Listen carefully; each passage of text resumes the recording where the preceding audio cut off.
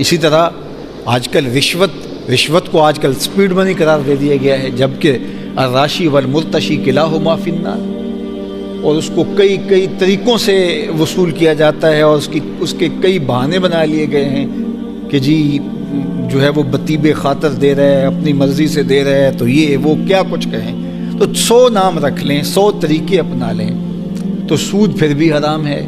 سارے لوگ بھی کائنات کے سود لینے لگ جائیں، بلکہ قرب قیامت کے فتنوں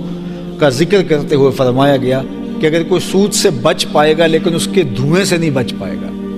اس کے دخان سے، اس کے دھوئیں سے نہیں بچ پائے گا، اس قدر سود عام ہو جائے گا، سودی معیشت یوں رچ بس جائیں گی۔ تو کیا اتنی کثرت کے ساتھ جب سارا زمانہ ہی سود خور ہو جائے تو کیا سود جائز ہو جائے گا؟ جب سارا زمانہ ہی رشوت لینے دینے کے دھندے میں لگ جائے تو کیا رشوت جائز ہو جائے گی؟ جب تمام کائنات کی عورتیں پردہ ترک کر دیں تو کیا پردے کے حکام ساقط ہو جائیں گے؟ جو دور رسالت مآب ہے، جس دور میں وحی اترتی رہی، اور جو صحابہ حضور کی تربیت کے نور سے مالا مال ہوئے، تقوی کے جس مقام پر وہ تھے، دنیا کی جو ہے وہ کوئی قوم اس مقام پر نہیں پہنچ سکتی، تو جب ابو بکر سے بھی کہا گیا کہ نگاہوں کو نیچا رکھو،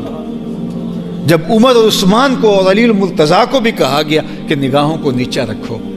جب عائشہ رضی اللہ تعالی عنہا، ام سلمہ،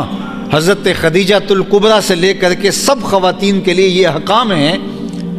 تو پھر آج کی خاتون کہے کہ میں بڑی پارسا ہوں، میری نظر میں حیا ہے، اور مرد کہے کہ میں اس کو بہن کی جگہ پہ سمجھتی ہوں، تو جو ماں کی جگہ پہ نہیں ماں تھی اس کو بھی کہا گیا کہ تو اس بیٹے سے پردہ کرنا، تو بیٹے کو کہا تو اس ماں سے پردہ کرنا، تو پھر میں اور آپ کون ہوتے؟ تو کثرت کے ساتھ کسی چیز کا وارد ہو جانا اور کسی چیز کا عام ہو جانے سے احکام تبدیل نہیں ہوتے، لیکن آج چونکہ ہمارا معاشرہ اس رنگ میں رنگ گیا ہوا ہے تو اس لیے جو ہے وہ ہم نے تو پردہ ترک ہی کر دیا، اور معمولی سی اوڑھنی، اور وہ بھی جو ہے وہ مذہب پسند لوگوں کے سر پہ تھوڑا سا کپڑے کا ٹکڑا رہ گیا، آج عالمی طاقتیں چاہ رہی ہیں کہ وہ بھی ہم سے چھین لی جائے۔ فرانس کے اندر ماضی میں ہوا، اور مختلف ممالک کے اندر، مغرب ہمارا وہ پردہ بھی برداشت نہیں کرتا، جبکہ وہ انسانی آزادی کی بات کرتے ہیں کہ جس طرح کوئی چاہے بولے، اس کو جو ہے وہ آزادی اظہار ہونا چاہیے، جس طرح کا کوئی لباس پہننا چاہے وہ پہن لے، اس کو آزادی اظہار ہونا چاہیے، جو کرنا چاہے کرے، اس کو آزادی عمل ہونا چاہیے، لیکن دوسری جانب جو ہے وہ اس ثقافت کو، اس معمولی سے پردے کو، اور جو ہے وہ ایک کپڑے کے ٹکڑے کو بھی وہ بوجھ سمجھ رہے ہیں، اور یہ تہذیبی جنگ اس وقت پوری دنیا کے اوپر لگی ہوئی ہے، اور یہ تہذیبی جنگ آج سے نہیں لگی، یہ تہذیبی جنگ جو ہے وہ کئی صدیوں سے جاری ہے، اور گزشتہ 1.5 صدی سے تو اس میں زور ہے، اور وہ مسلمانوں سے وہ چیزیں چھیننا چاہتے ہیں جو ان کے اسلام کی شناخت ہے۔ جس طرح میں نے عرض کیا کہ ہر دین کا ایک الگ تشخص اور الگ پہچان ہوتی ہے، اور اسلام کا تشخص اور اسلام کی پہچان حیا ہے، اور حیا کی بہت بڑی علامت پردہ ہے، تو وہ چاہتے ہیں کہ اسلام کا وہ تشخص ختم ہو جائے تو اسلام کا نور ختم ہو جائے گا، تو لہٰذا پردے سے حملہ آور ہو کر کے پھر آگے تک معاملے چلے جاتے ہیں۔ تو آج پوری دنیا کے اوپر ایک طوفان بدتمیزی ہے، 14 فروری آتا ہے تو اس کو اہتمام سے منایا جاتا ہے، اس کے اوپر باقاعدہ بڑی بڑی کمپنیاں انویسٹمنٹ کرتی ہیں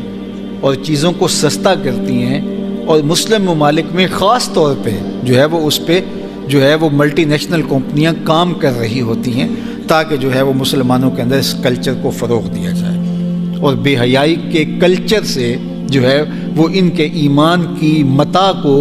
چھینا جا سکے اور ان کو کمزور کیا جا سکے۔ یہ علامت ہے ہمارا تشخص ہے۔ بعض لوگ کہتے ہیں کہ آپ تو پردے میں اسلام کو سمجھ لیا ہے، پردے میں اسلام رکھا ہے۔ ایک زمانہ تھا ہم سنتے تھے کہ اسلام میں داڑھی ہے، داڑھی میں اسلام نہیں ہے، اب کہہ رہے ہیں کہ اسلام میں پردہ ہے، پردے میں اسلام نہیں ہے، تو یہ عجیب کہانی ہے۔ تو یہ تو پھر یہ بھی کہا جا سکتا ہے اسلام میں روزہ ہے، روزے میں اسلام نہیں ہے، اسلام میں نماز ہے، نماز میں اسلام نہیں ہے، تو پھر آپ تو سب حکام کے بارے میں، نماز اسلام میں، حج ہے، حج میں اسلام نہیں، تو پھر اسلام ہوگا کہاں؟ اسلام ان اجزاء ترکیبیہ کے مجموعے کا نام ہے نا۔ یہ اینٹیں ملتی ہیں تو عمارت بنتا ہے، اور ایک ایک اینٹ کا انکار کر دیا جائے تو عمارت کا انکار کر دی جائے، عمارت ڈھا دی جائے گی۔ تو یہ کہا جاتا ہے یہ کٹ ملا ہیں، یہ دقیانوسی فکر رکھتے ہیں، یہ پرانی سوچ کے حامل ہیں۔ میاں پرانی سوچ کے تو تم حامل ہو۔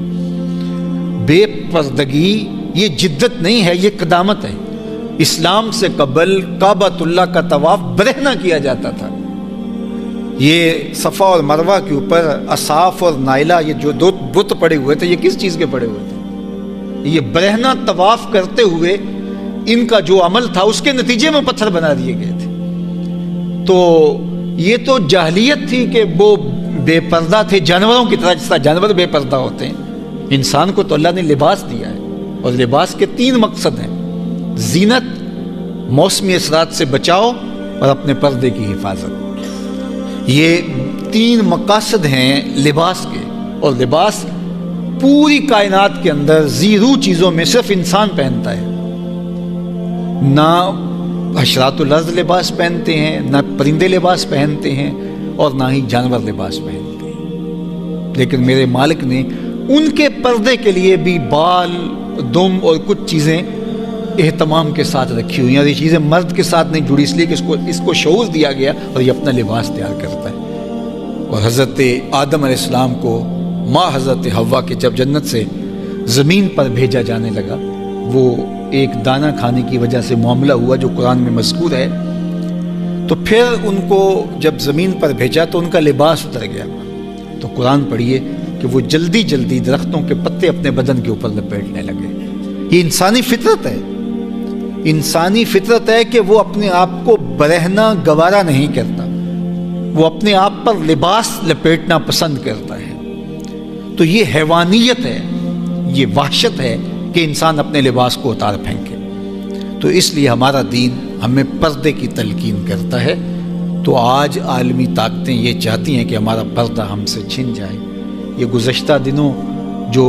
بھارت کے اندر واقع ہوا، اس سے بھارت کا مکروہ چہرہ بھی ہمارے سامنے آ گیا۔ اصل میں یہ ہندو تہذیب و تمدن کے فروغ کے لیے کام کر رہے ہیں، اوپر سے کہتا ہے جی ہم سیکولر ہیں۔ سیکولر نہیں ہیں، اگر سیکولر ہوتے تو اس طرح کے واقعات کبھی پیش نہ آتے۔ لیکن اللہ تعالیٰ ہماری اس بہن کو جزا دے کہ جس نے اللہ اکبر کے نعرے کو اس ماحول کے اندر بلند کر کے بتایا، اور اس خاتون کا جو ہے وہ ذکر تازہ کر دیا اور اس کی یاد تازہ کر دی، جو ایک غزوے کے اندر جو ہے وہ زخمی ہوئی اور اس کا پردہ اترنے لگا تو جلدی جلدی سے پردہ سمیٹ لیتی ہے۔ اللہ اکبر۔ تو حالت جنگ کے اندر بھی انہوں نے اپنے پردے کا اہتمام کیا اور لحاظ کیا۔ اللہ تعالیٰ جل شانہ امت مسلمہ کو حضور کے لائے ہوئے احکام کی